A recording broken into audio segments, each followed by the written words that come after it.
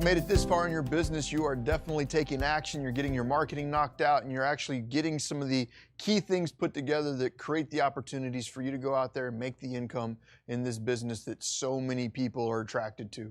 So let's take a look at some of the initial thoughts of the acquisition call. I've gotten the appointment over the phone. I've got a little bit of rapport built there. Make sure I've got those notes with me. But as I'm driving to the appointment, I want to put myself in the right mental space. I don't want to be sitting there freaked out about something else. I'll put on some music and or something on the drive that gets me into the right mental space of I'm going to win. You know, I've got this. I know it sounds cheesy, but if you get yourself into that mental state of believing in yourself and believing in the outcome of that appointment, the laws of attraction, I truly believe, are real. And if you can get yourself into that mind space before you get there, your opportunities, I feel, will be accelerated exponentially. So figure that piece out. Make sure you got your paperwork with you. Make sure you've got your toolbox with you, and you've got your maximum allowable offer figured out. And then when you get into the neighborhood, start driving around. Try and show up at least a half hour early so you can drive the neighborhood and get a good understanding of what the homes nearby look like. How many of them have replaced the windows? How many of them look like they've got new windows, landscape? What do the driveways look like? What's the overall feel of the neighborhood feel like to you? So that way when you show up to your property, you can gauge what needs to be done to it in comparison to the neighborhood. You should already have a big chunk of that figured out when you were going through and running your comps, but actually driving the neighborhood might expose you to some things that you might have otherwise missed on your comps. So good thing for you to figure out, drive the neighborhood first. When you actually show up to the property, a tip that was given to me by Jason Riney was to park out in the street. Parking in the street, for whatever reason, mentally it was supposed to give you an advantage because you're not feeling like you're trapping the person in. I don't know if there's anything to it, but it doesn't take anything for me to park in the street versus the driveway. So why take the chance? Just go ahead and park in the street. And then when you show up and you knock on the door, take a few steps back. Like, you know, if you're showing up and you're right up there on the door and they really can't see what's going on, take a few steps, get out to the middle of the yard. You're less imposing upon them. So that way, when they open the door, they are inviting you in. It doesn't, you know, create that space, create that personal space that you need. From the moment that door knock happens, you need to maintain your rapport. I believe that rapport buys more houses than money ever will, and that rapport starts the moment you send out the marketing, whether that be a phone call, a postcard, a letter, however you contact them. That's the start of your rapport. The phone call is the follow through on it, and the acquisition is the continuation of that. Keep that rapport going. Some of the things that I like to do when I first enter the house is, despite how bad the house may be, and some of them are really nice, some of them are really bad, but the immediate thing I try to do when I enter the home is find something about the home that I like, make a comment on it, such as I like these arched doorways. I really like the wainscoting in that living room. I always try and find something nice about the home that I can compliment on. And I also like to look at the personal belongings, photos on the wall and stuff like that, and see if there's something that I can connect with. Let's say, you know, there's somebody in the military hanging on the wall. Well, that gives me the opportunity to discuss some of my family members in the military. If they've got a dog, well then, wow, you know, okay, what's your dog's name? It gives me something to connect with and start talking about. It loosens the conversation up, and it kind of diffuses that tension of there's a stranger in my home that's trying to buy my house and I'm in a distressed situation.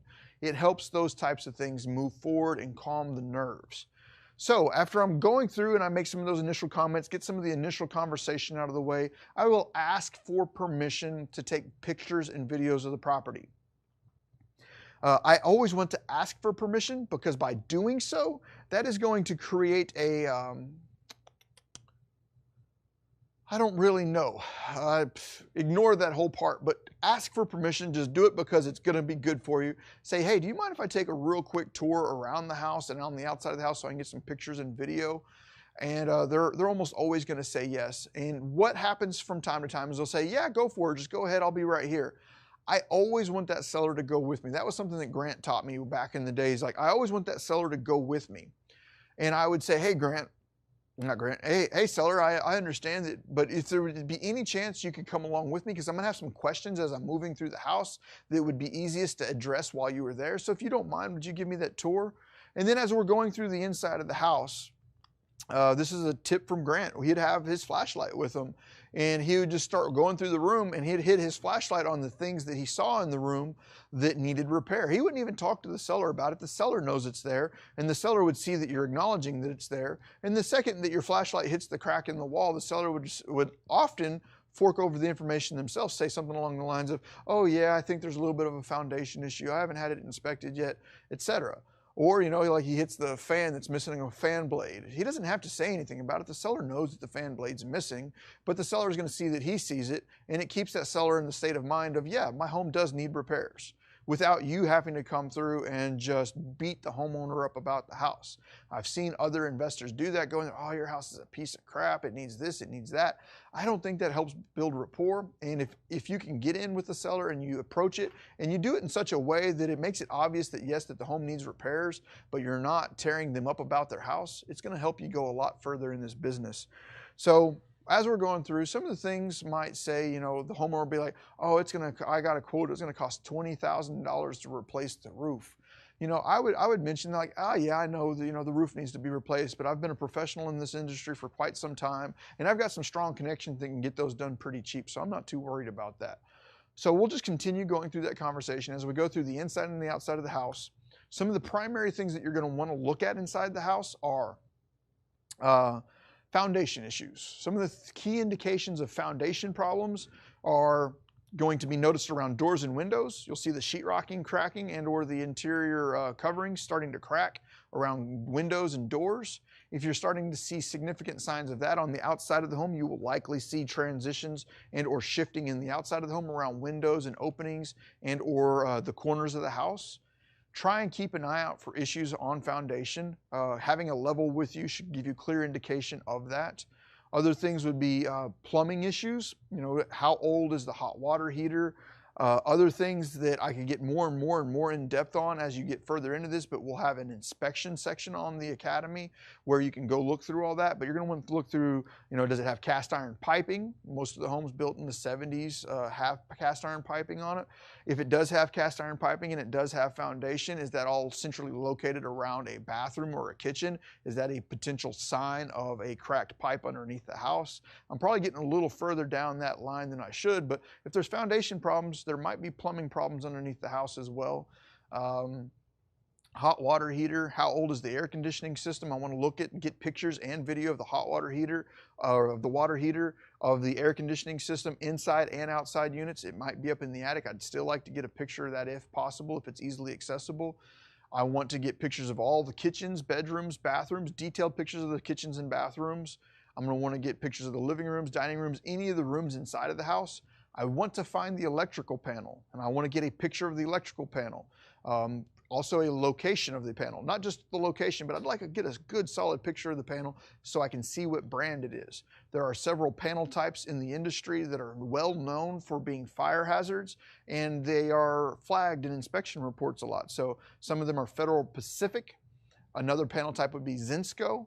And there's another third one I can't think of off the top of my head as I'm standing here doing the class, but there's 3 different panel types that are automatically going to be red flagged as potential problems with the house. Your investors may or may not care about that, but ultimately you're going to want pictures of it so you can disclose it to your end buyer or your investor that's going to come in and partner with you on that. So electrical panel, mechanical, plumbing, foundation, roof is another big one. If you're not too familiar and don't want to get up on the roof, get yourself a little bit of a crash course on inspecting a roof so that you got at least an understanding of being able to look at it and get an idea of what kind of condition it's in.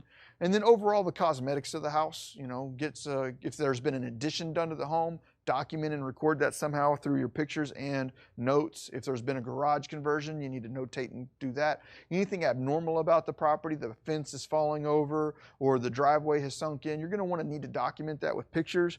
I don't want to go through and take pictures of each and every single little scratch on the wall, but document the major damage that's going to cost somebody some funds to get repaired.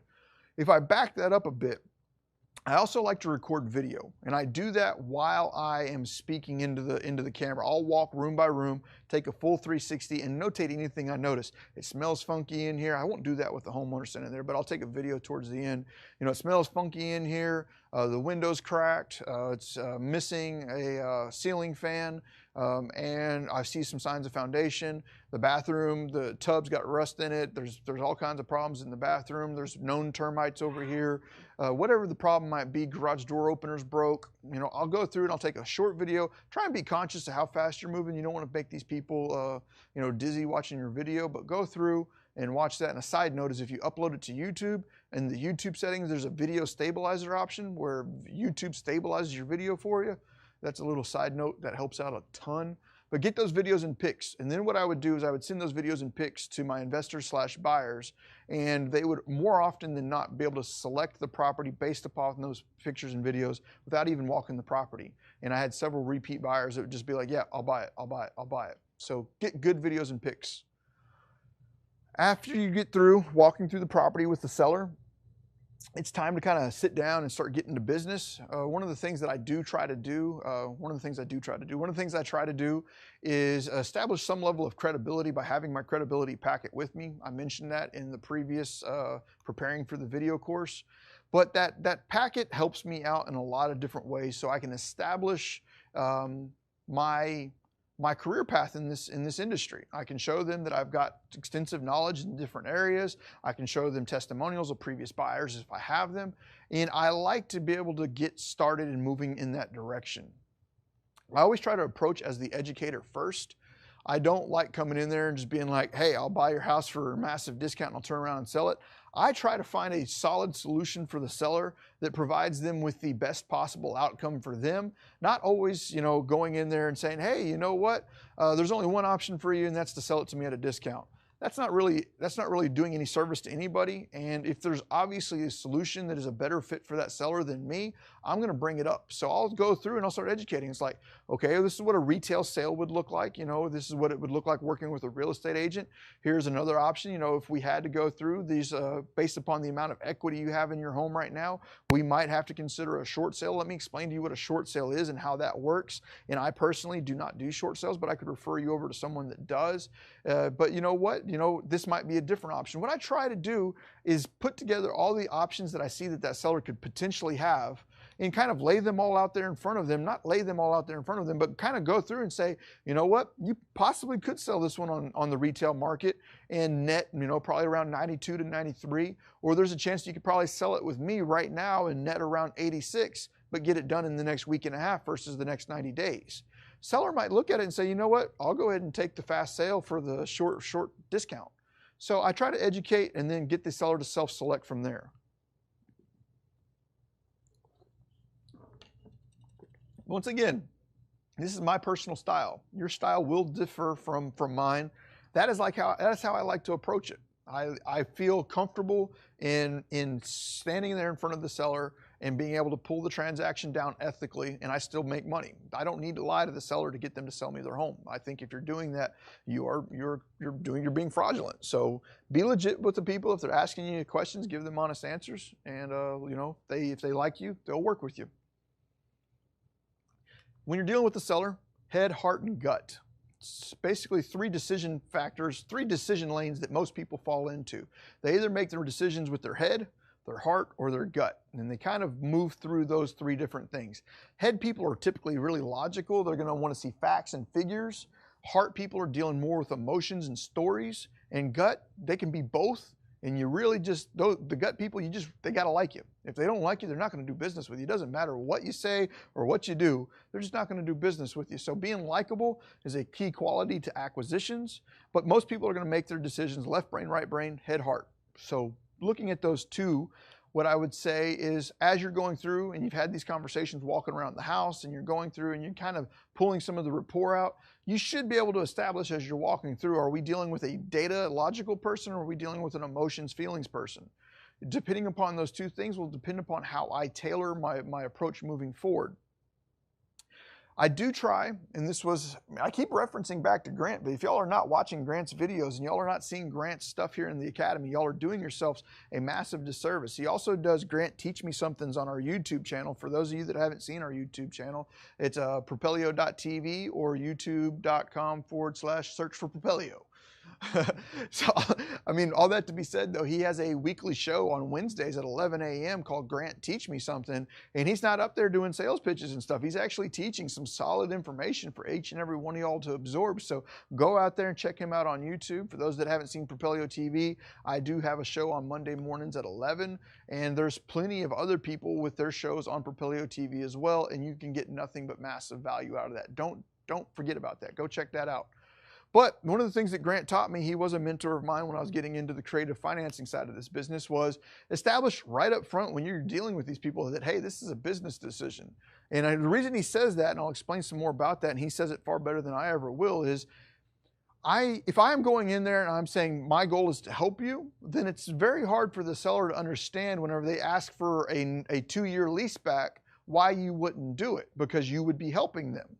So he says up front, he says, as much as I'd like to help you, I am here as a business decision. I have to make business decisions, otherwise I would lose money, and I cannot stand business losing money. So while I would love to help you, I have to make some sound business decisions while I'm here. And that's why I'm offering you this, because it does not make business sense to do X, Y, or Z. I know I totally just butchered that. He says it far better than I do. Go research and follow him. But you need to establish up front with these people that while I would love to help you, if it does not make business sense, I cannot lose money. So I have to make wise decisions here. And they'll get it. They'll understand that you're there to get your business along and try and provide value to them if you possibly can. But you can't do something that puts yourself in a situation to lose money. Okay? Going in from there, as I move through and I establish that it's a business decision, one of the things that I like to ask on the phone, and I'll reiterate here while I'm sitting down, is I try to establish if there's any immediate cash need. What do I mean by an immediate cash need? Like, do you have some huge bill that has to be paid ASAP? Did you borrow some money from the mob and they're going to break your ankles if you don't got the money back tomorrow? That's an immediate cash need. I understand. You need some money and you need it fast. Okay, but if there's no immediate cash need, then we have the ability to move into making the offer with an assumption that maybe we can create some sort of seller finance situation and or some sort of creative terms to allow me to maximize their profit while simultaneously giving my opportunity to get this contract exponentially higher. I am getting outside of wholesaling, as I think that everyone watching this video should progress towards, is understanding a market that is larger than wholesaling, because you are getting into wholesaling to understand this, but real estate investing is a multifaceted industry that can take you much further than wholesaling. I consider wholesaling to kind of be entry level as well as advanced, but you know what? You want to start getting further and further into this business, learn to level up. And getting out of side of the wholesale box will definitely allow you to level up. But when I get down and I'm starting to make the offer, if you are an experienced wholesaler and you're not used to getting outside of that box and you keep losing contracts in a competitive market, what you might be doing is I might be following up behind you on the appointment, and I'll say, yeah, I get that they just offered you 78 cents. What if I could offer you 105 cents on the dollar and I could still make it to where you made money? I just have to give it to you over time. Okay, well, if they're not an immediate cash need, and I've already established this, I know that they're a head, heart, gut person, and I can appeal to their logic side by moving through the logic and numbers of the note. I can structure an offer where I give them 105 cents and we still both make money. Okay, so that's the difference between an entry-level wholesaler and advanced wholesalers. An advanced wholesaler has more tools in their tool belt, and that's exactly what the Propelio Academy brings to you. Follow Grant, follow all the other trainers that are in the academy, teaching about notes, shorts, sub-2, wraps, wholesales, foreclosures, pre-foreclosures, blah, blah, blah, blah, blah, blah, blah. It's all out there. Go check it out. But when I go in to make that offer, I am going to start tailoring my offer. If I find out that there's no motivated initial cash options, that I can start tailoring creative term financing. And there was a video done there on Propelio TV. I've got the link up here on the screen. This was with Gancito. That's his Facebook name. But he sat down with Casey Della. And man, that was just a rock star show. The link's up there. Hit pause on the video if you need to. Go out there and watch that one. It's about an hour long, but it's a great video. Gancito also did some training on that in the Propelio Academy. So go check out the REI Quick Tips. Gancito's got a video in there. Really good talking about creating that offer. And I wanted to go ahead and let them cover that from there. But I will go through and I will establish terms or cash, and I'll start tailoring my offer from there. Now, what if I'm going in and the seller is like, oh, your offer is way too low? If I'm trying to get that real steep cash discount and the seller is like, man, I was expecting to get 90,000 for it and you're over here offering 55, what's going on? Well, if I've got the report built and I've created and I've set the stage properly for that low offer, I'm not even saying low offer, it's just lower than what the seller wanted. It's a realistic offer, it's just low for the seller's anticipation. I then need to justify why my number was so low. I do not go through and talk about rehab estimates until I've already made my offer, because I might make my offer and the seller be like, fine, we're good with that, and then I don't ever have to deal with the rehab part of it. But if they start saying, no, your offer's too low, I will then start to justify my offer based upon my anticipated repairs. And remember, I've already set the stage through the walkthrough of the house by pointing out the flashlight, all the different things that I'm looking at. The seller is aware that I'm aware of the repairs, and that I would even make the comment while going through. And I was like, oh, I'm not too worried about the foundation. I've got a crew that I've worked with for the past 7 years that do all of my foundations, so I can get them done real cheap. I'm not too worried about that.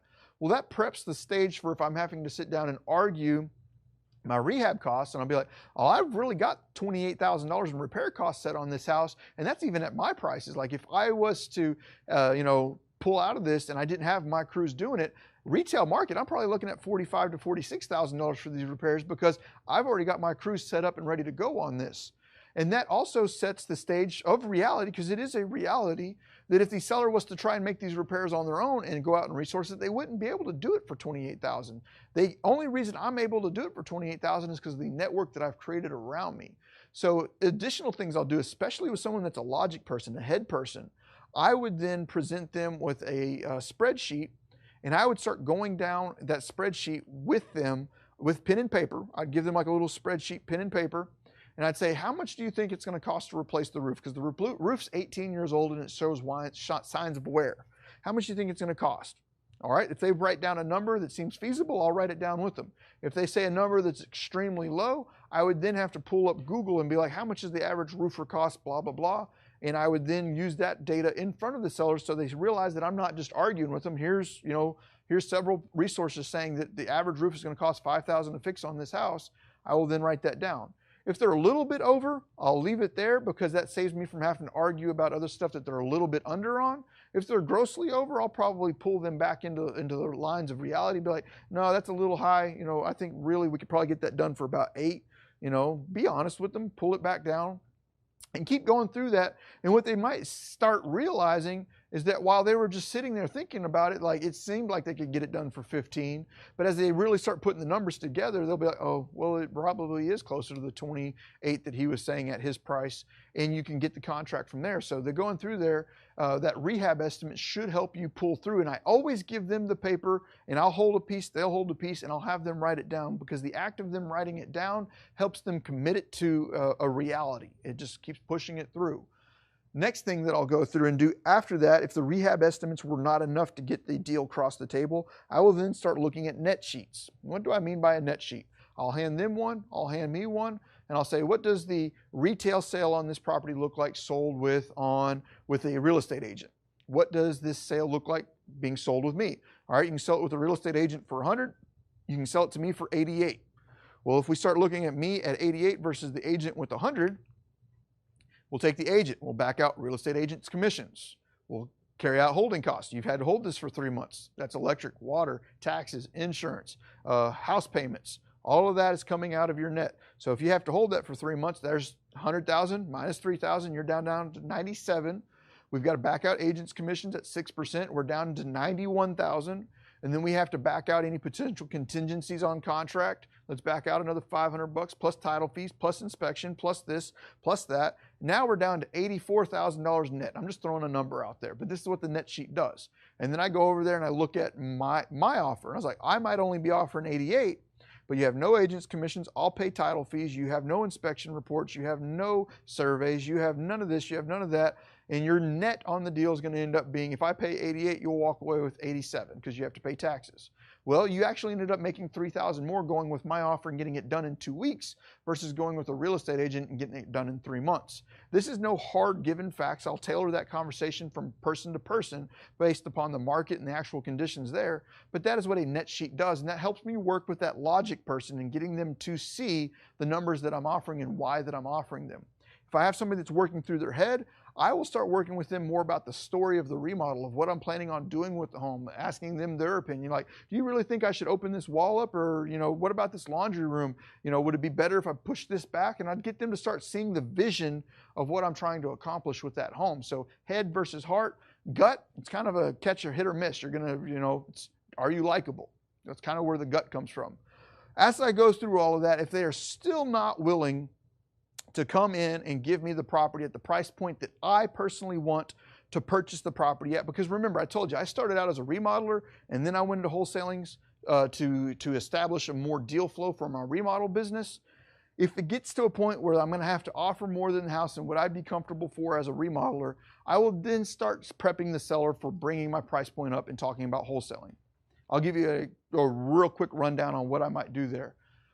All right, so really my top dollar on this property was I wasn't going to offer more than $68,000. I purchased quite a few properties, and I know I can get a better deal than this out there on the market right now. So I'm not going to be able to really offer more than the $68,000 that I'm already at. But I do have a potential solution that might help you as well as help me both, is get this go ahead and knocked out.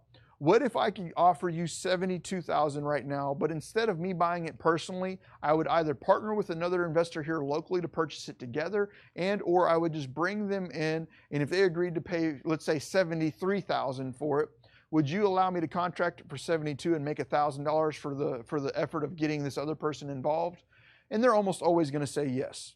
I say something along those lines of, hey, I'm not personally willing to pay that much for it, but I've got a really big network of people around me that like to buy properties just like this. Instead of you having to go through the hassle of calling more people, setting more appointments, and doing all that, would you allow me to go into contract on it and see if I can find somebody that would be willing to partner with me on it? And in the event they weren't willing to partner with me on it, could I just assign the contract to them and let them perform and close for you? Almost always does the seller either say, you know what, I'll go for that, or B, I don't want to deal with that headache, let's just do 68 and I'm done. Does that make sense? So I'll start prepping the stage like that of saying, hey, you're wanting more for the house than what I'm willing to pay, but I know other people that would probably be willing to pay that. If you'd like, I can go ahead and put it under contract, blah, blah, blah. You get the point. That's prepping them for the wholesale. At no point in time do I lie to them about it and say that, you know what, I'm going to buy your house no matter what. That is not the case. At the point in time where I know for a fact that I'm not willing to close on the contract myself, I am ready, willing, and able to inform the seller that this property is not a property that I would potentially want to purchase with my own cash, but I might be willing to partner with somebody on the deal to purchase it, or assign my contract to them and allow them to perform on the contract without me. I would do that all day long. If I do get them to move forward with a purchase agreement that I'm going to assign, then at that point in time, I would make sure that I execute the contract with and/or assigns. Anywhere I have to sign my name, it'll say this contract is a party of Daniel Moore and/or assigns buyer. Anywhere I have to sign Daniel Moore and/or assigns, I'd put it in my company name if it was my company that was executing on the contract. But make sure that after my name, I put and/or assigns, and that's going to give me the ability. I don't want to get into the semantics across the United States about laws in different states. Some states you have to have this, some states you don't have to have this. I don't want to get into that. I say use that until you know for a fact in your state you do or do not have to. But keep that in your contracts. Now that I've got them to agree to a number, and I've got them to agree to either allow me to assign it, I will then present my purchase agreement. Now, before presenting the purchase agreement, I'm specifically calling it a purchase agreement and not a contract, because the word contract, while is no different than an agreement, starts freaking people out. Like, I'm not trying to hide anything from them. They get copies of the contract, they get to review, they get to do everything they want to with it. But the word contract just freaks people out.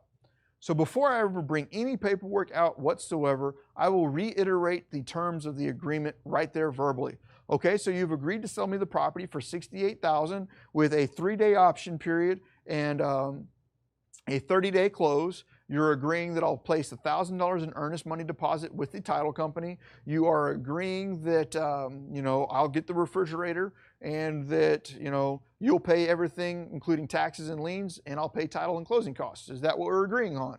I will get them to verbalize that and say, yeah, that's good. We'll do that. All right, well then let me go ahead and get this purchase agreement out so we can document what we just said, so I can present it to the title company and get this property closed.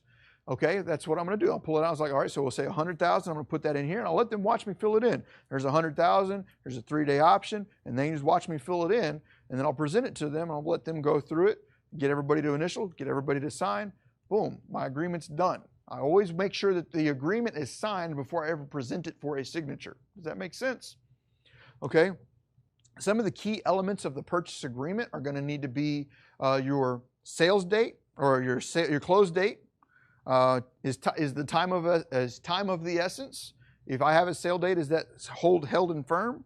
Do I have an option period where I have to pay to have a inspection period, option period, depending upon where you're at? They're called different things. We will use those inspection periods as a wholesaler as an opportunity to further due diligence and seek out partnerships to close these properties on. So like I might request a 3-day option, a 5-day option, 7-day option, depends on what that seller's going to allow me to have, but I'll request, whatever that is and then pay them for it. I need that option period in there so I have the ability to cancel the contract in the event that I do not decide to perform on this agreement. So I keep that option in there. That's kind of some people call it an escape clause. I don't like calling it an escape clause. I truly consider it my due diligence period, and part of my due diligence is seeking out the funding on this. So I look at that. Other key things: the name of the buyer, the name of the seller, terms of communication. Are we allowed to contact each other via email, notifications, etc.? Moving through there, let me think of some other key things. Close date, purchase price, option period, earnest money price, who pays for what taxes, who pays for liens, all those types of things. Your state contract is probably going to be your best resource for your purchase agreement. Propellia Legal is likely going to be putting together one for you here soon, but figure out what all the investors in your area are using. Here in Texas, we almost exclusively use the TREC 1-to-4 contract. There are some wholesalers that don't use the TREC 1-to-4, but almost everybody does use the TREC 1-to-4. We just fill it out differently than most people, so you kind of got to figure out how your market is operating. Go through, look at that. If your seller is still refusing to move forward with you, you're going to need to figure out your no. You're going to need to undercover some of those hard things. Ask the questions 5 different ways to see if you can figure out what's going on. So can you tell me exactly why you're saying no? That's a very direct and open question. It's just very direct. Can you explain to me why you're saying no? I want to uncover the no. I want to find out. It's like, well, I really thought I was going to get 69. Well, if I'm at 68 and they're hard set on 69 and I don't uncover that, I might be willing to do 69,000. Okay? Or they might say something along the lines of, well, I was really thinking that at closing I was going to be able to buy the new Fendi bag, and that's $1,800, and I'm only getting $1,400 back at closing. You got to figure out the no, and then once you've got the no, tailor the offer to satisfy the no. All right. You're going to need to figure out what you're going to put on the contract for your earnest money deposit and your option period. Depending on where you're at in the state, or in the United States, those terms may be changed. Some people call them good faith deposits. Other people call them inspection options or inspection fees. It's blah, blah, blah. Either way around, you'll figure that part out. That needs to be documented in your contract and who that is paid to. If that is paid to the seller, let's say the option fee is paid to the seller, make sure you get a receipt for that, because that receipt proves that you sold or that money was given to them and you performed upon the contract. If going through all of this, they are still not willing to give this to you, here's some tips that I would change on my contracts. This is if you can. I had private lenders and or my own cash available at title at most times. I would have most of the capital just sitting in escrow. I'll be like, hey, if I'm going to give you $68,000 for a purchase price on this, I've got $68,000 sitting at the title company right now ready to close. You can call my title company up right now. I'm ready to close. Here's my bank account. I'm ready to close. I would really start getting in deep. It's like you got all these other people coming in here saying, oh, I'll buy your house, I'll buy your house, I'll buy your house. But who has the money already sitting at the title company? Who has the money sitting in their bank account? You may not have those abilities, but if you start working out and you're getting better and better in this business, and you've got your own cash, you've got your own private lenders, those private lenders may be willing to, since you are keeping their money at work so much, keep 150 grand sitting at the title company for you. And I can just say, hey, I've got the money sitting at the title company already. Let's go. You can call them up and verify it right now. Or B, here's my bank account. I really start getting in there and trying to create the credibility of I can get this deal closed for you. Everybody else says they're going to give you $75,000 for it, but if everybody that said they're going to give you $75,000 for it, how many of them have actually showed you they got $75,000 to perform? Now, if you're sitting there and you're like, damn, that's harsh, man. That's wicked. Wholesaling is a cutthroat business. Now, if you can do this ethically, I don't see where I did anything unethical. I was disclosing to the seller some facts. The facts are, I have the capital to close, and unless somebody else has the ability to prove that to you as well, you might have some problems there. Now, don't let that discourage you if you do not have the ability to do something like that. I got started in this business without those things available to me, but you're just going to have to learn how to negotiate and work with sellers and explain to them. It says like, hey, I don't need $68,000 in the bank account. I don't need $75,000 in the bank account.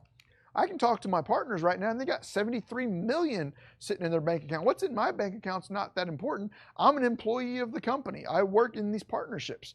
Are you seeing how you can start spinning this different ways? But I will use my advantages to me. You use your advantages to you. You've got to learn how to get to a point where when you're sitting down with the seller, you are confident, because it's your confidence going to give that seller the opinion that you're going to get it closed. And if you portray that confidence, you better damn well get it closed. Make sense? Okay, moving forward, plan B. I always try to go through and have a plan B in place. So if I have a seller that's just flat out like, nope, nope, nope, nope, nope, I'm going to do a loan modification, or nope, I'm going to take this other person's offer, blah, blah, blah, blah, blah. I always say, okay, I completely and totally understand. If you want to go with a loan modification, could we at least do this so I don't have to make another trip out here? It's about an hour drive for me to get here, and honestly, my time is worth too much to make a second trip. What I'd be willing to do with you right now is, if you're okay with everything we've discussed up until now, except for the fact that you want to try the loan modification first, could we go ahead and put together and say, you will sell me to the house if the loan modification does not work? Okay, yes, you will sell me the house if the loan modification doesn't work. Well, then how about this? Would you be willing to put together a purchase agreement that says you can cancel the purchase agreement at any time if you're able to successfully get a loan modification, so I don't have to make another trip out here?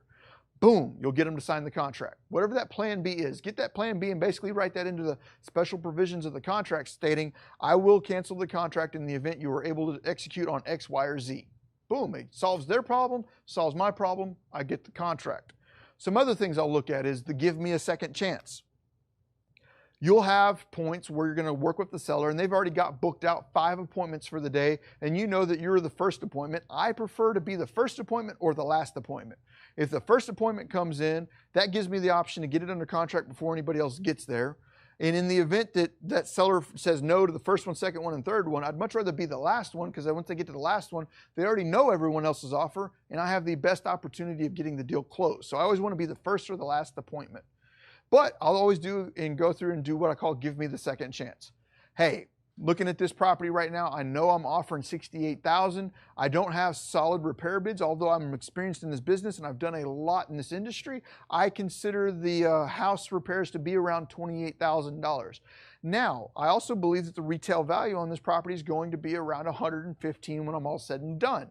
Now, what happens if investor B comes in here and they think it's going to be $117,000 and the repairs are going to be $25,000, and they come in and they offer $71,000?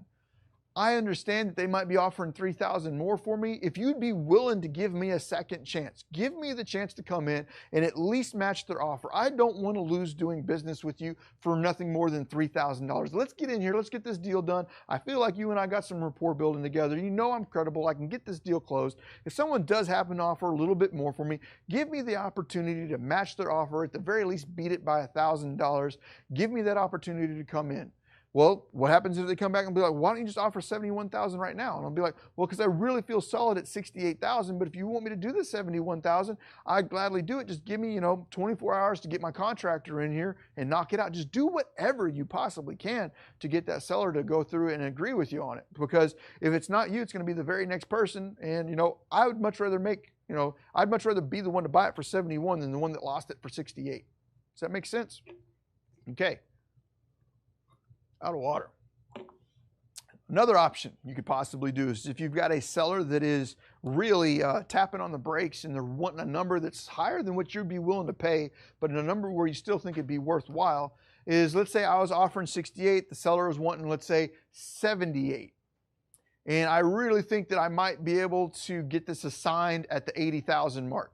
Well, I'm not really going to contract it at 78 and make the tube. Now, maybe I would, maybe I wouldn't, but you know what? There's not a whole lot of profit margin there. That didn't even really cover my marketing costs. What I might be able to do is say, hey, seller, I know you're wanting 78. Would you be willing to do 74? In anything above 74, you and I split 50-50. Okay, well, how does that work? Thank you, sir. How does that work? All right, well, if the seller is willing to JV me on it at 74, anything over 74 gets split 50-50, what if I'm able to assign it for 82?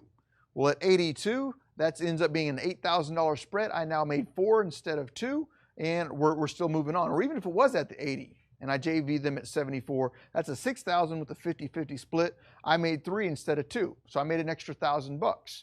So there's ways where you might be able to structure your offer with your buyer or your seller, so that way you can get creative on it. They get more money. You may not make as much, but you still get the deal across the table.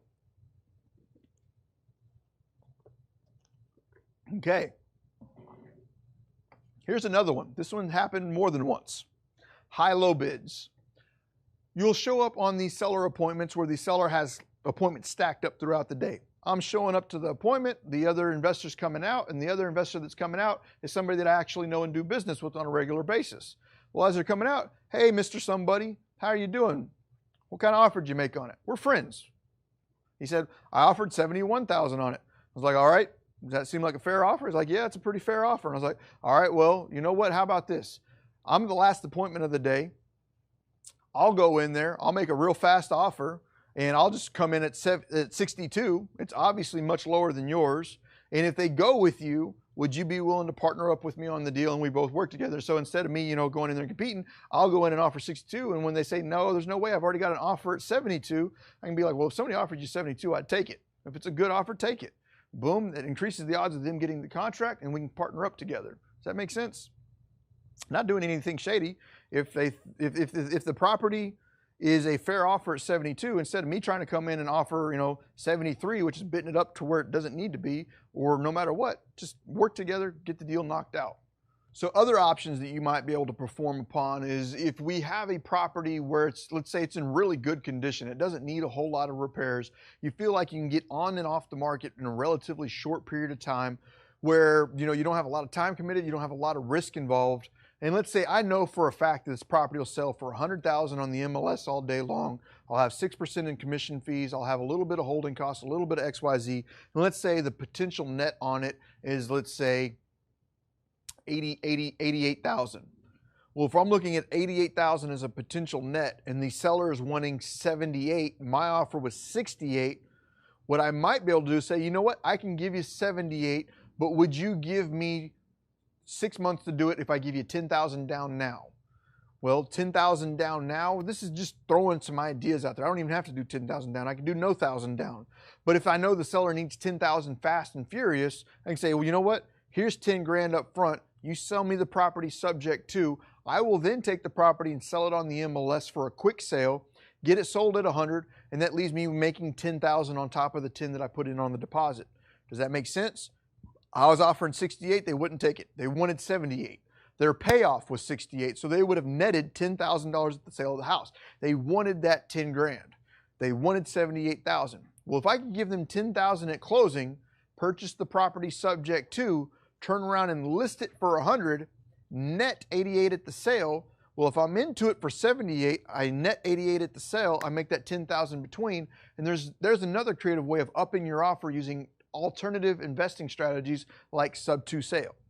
Another one that you might be able to pull off is what I'm going to call a wholesale. Kind of similar to that previous strategy, but there's several different forms that we can throw this on. This is debatable. I'm not going to get into semantics, but here's a couple scenarios. Your best buyer's market on a seller's market for distressed properties is probably going to be the MLS. It's not going to be your fastest sales process, but it might have the largest pool of potential buyers. Well, if I can purchase it because this person wants it sold yesterday, I go through, I purchase it. After purchasing it, I then structure and set together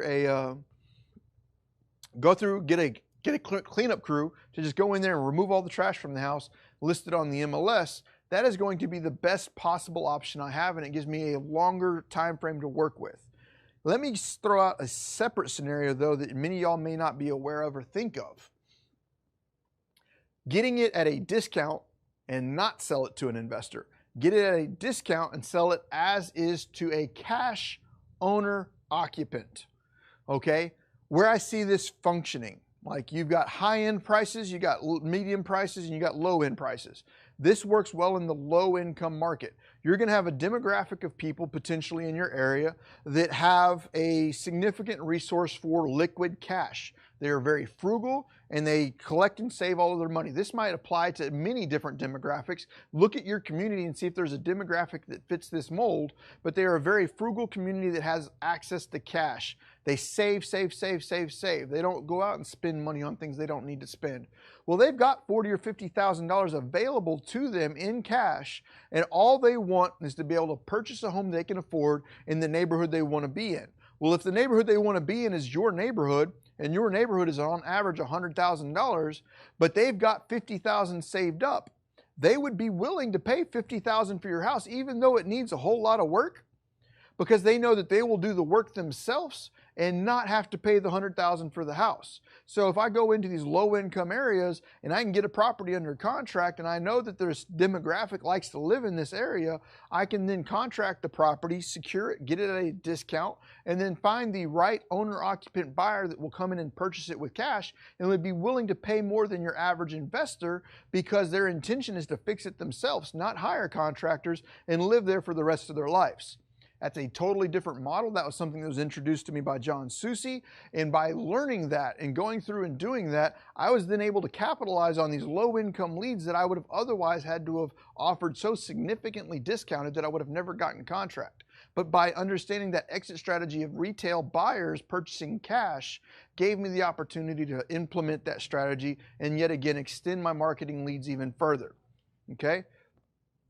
Once I'm able to go through though, and I do get a contract, part of the end of my appointment with this seller is to give them a very clear expectation of what's going to happen once I leave this door. My transaction coordinator from the office is going to get in touch with you, blah, blah, blah. My title escrow officer at the title company, this is the title company, this is their phone number, this is their email, this is who you're going to be talking to. You should expect them to be reaching out to you to ask for X, Y, Z. You can expect all of this. My transaction coordinator, her name is XYZ. She'll be contacting you and staying in communication with you. This is her phone number, her email, this is her blah, blah, blah. All of this needs to be communicated before you leave and performed upon. You do not make the money when you get the contract. You get your money when you close. So you better get this thing to the closing table. And the better you handle the transaction from the point you get it under contract to getting it to the closing table, the better you will be in this business. Do not take this lightly. Make sure that seller is taken care of through this process. You're going to have to hold their hand. You're going to have to make sure that they show up to appointments. You're going to have to make sure that they perform on their side of the contract. That is part of your job as a wholesaler / transaction coordinator. That is it for the wholesale or for the acquisition portion of this. We're going to move into transaction coordination, disposition, closing, co-wholesaling, virtual wholesaling. All of that is still yet to come in this class. I hope you're enjoying what you're seeing. Don't forget you got the comments below, and always go out and check out propelio.com, your #1 resource for leads, MLS comps, websites for your lead generation, going through and just doing just about anything you might ever possibly want or need. Go check out propelio.com. Check it out, check it out, check it out. Have a good one.